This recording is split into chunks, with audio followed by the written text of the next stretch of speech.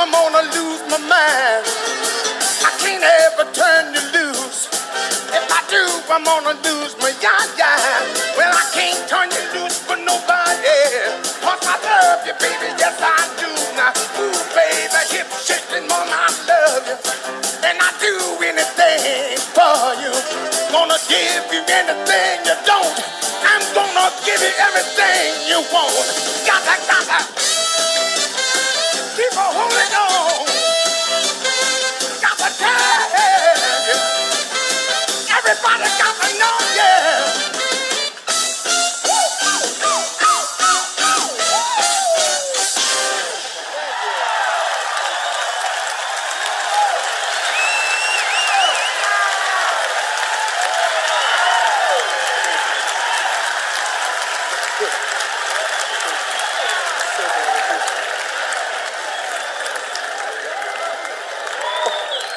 I haven't done that in 30 years. I feel, oh my God. I felt good doing that. You all gonna make me scream like a white lady. Richard was born Richard Penniman in Macon, Georgia in 1932. He was the third of 13 children. My daddy put me out. He said he wanted 7 boys and I was messing it up because I was gay.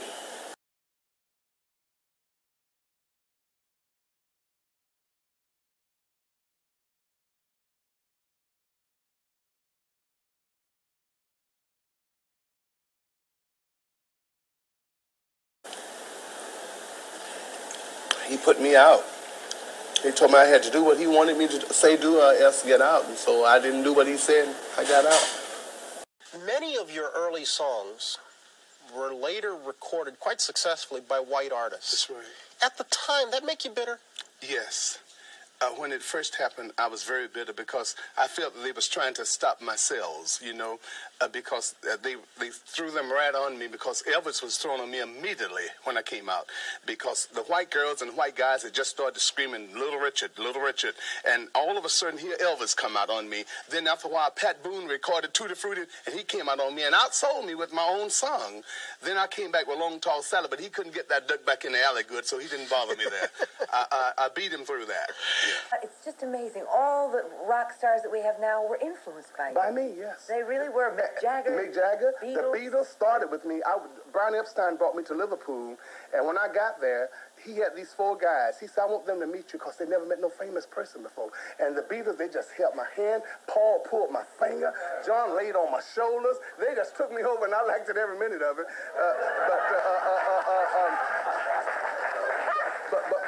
But what really happened was, oh, there they are. Hello, Paul. Did you think they were talented? No, I thought they wasn't going nowhere but back home to their mamas at the time. I didn't think they was going to make it because they offered me 50% of them. Brian Epstein offered me 50%, and I said, no way. I ain't going to waste my time. Mick Jagger was opening my show. How did people react to you with the makeup, the hairstyle? You were different, to put it mildly. Yes. How did people react to you? Most of them was afraid of me. You know, I would get ready to pay my band. They were scared to come in the room to get their money. They was, I get it tomorrow.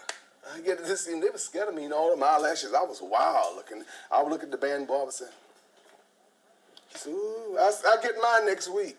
Was there a stigma attached to that then? Yes, I mean, it was. Today there is homosexuality is open. It's acceptable. There is an acceptable gay community, at least to some people. That's right. But there must have been a terrible stigma attached to that in Macon, Georgia in those days. Oh, I was called everything but a Reuben sandwich. Oh, God. Oh, it was. People wanted to knock me down.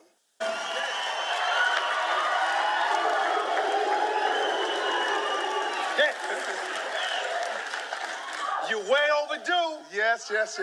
Way overdue. Yes. You know what he got this morning? He got his star on the Walk of Fame. Yeah. Now my first question to you is, what took him so long? That's what I've been wondering. I started to go over there and look at them. And you know, when I look at them, they don't know what to say. I started to go over there and ask, what is it? What's wrong? Yes. I started to tell them. But you know, I think it was a bunch of old people that didn't know what was going on, never had it, can't get it, don't want to know where to find it.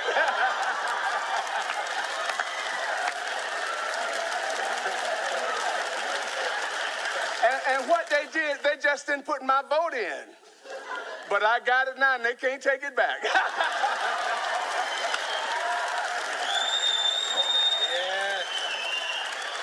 I think they was waiting for me to die. You know, they like to give them to you after you die. Well, he was here, been here and gone, but he was good. But I'm still here, and I got it, and I had a chance to touch it.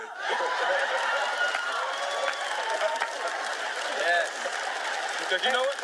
And what makes it so good, I cried. I had to cry because I was so full. I've been waiting 46 years. And I knew somebody should have voted on me in that length of time. I said, what did I do? Where did I go? What did I say?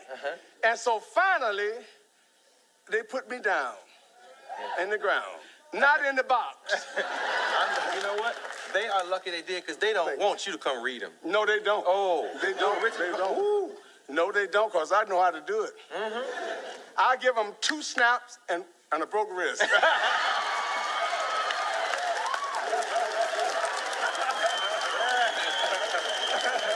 Yes. If Little Richard reads you, the library is open. Ooh. Did you hear that? Did you? And that is the truth. I've been waiting to get back on here. Well, I'm glad. But one more honor we got to talk about. Oh, yes. Our mayor has decided that this will be Little Richard Day. That's right. Little Richard Day. That's right. And you know, and I watched you the other night. I watch you every night. And I heard you say that if he gave Little Richard one day, it's going to be every day. But is one day enough? No. Not when you've been waiting 46 years. One day ain't nothing. Bradley, I love you, baby. We're the same age, so I can say this. Yeah. I love you, and I appreciate that one day, but it's going to be tomorrow, too.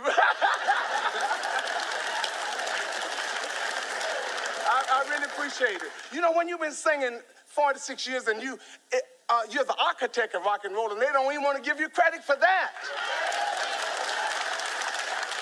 When I started singing rock and roll, wasn't nobody singing it. Listen, when I started, woo, wasn't nobody saying that.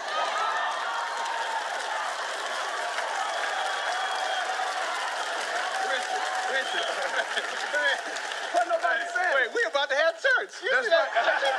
Yes, yes, yes, yes.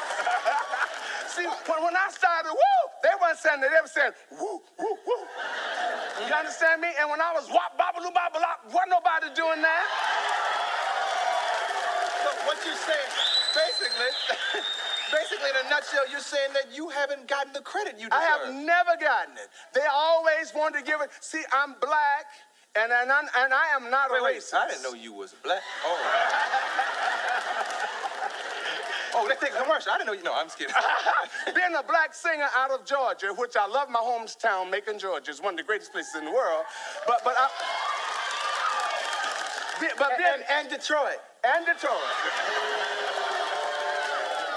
But being a black singer out of Macon, Georgia, see what happened to me, they didn't want a black guy to be the one that created rock and roll because the white kids liked it. And they didn't want the white girl screaming over no black boy.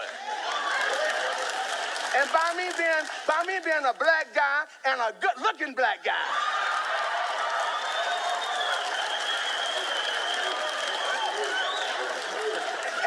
And you know I'm not conceited. No. I've never been that way. No. You know I don't believe in stuff like that. I hope don't nobody mistake this. I hope don't. I'm not conceited. I'm convinced.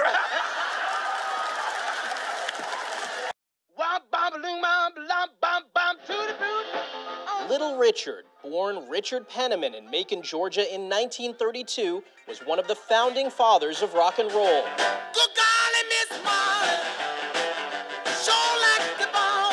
His music, a glorious mix of boogie, gospel, and blues. combining a sky-high pompadour and garish stage makeup with joyful, over-the-top performances. Everyone from Elton John to Prince counted him as a defining influence.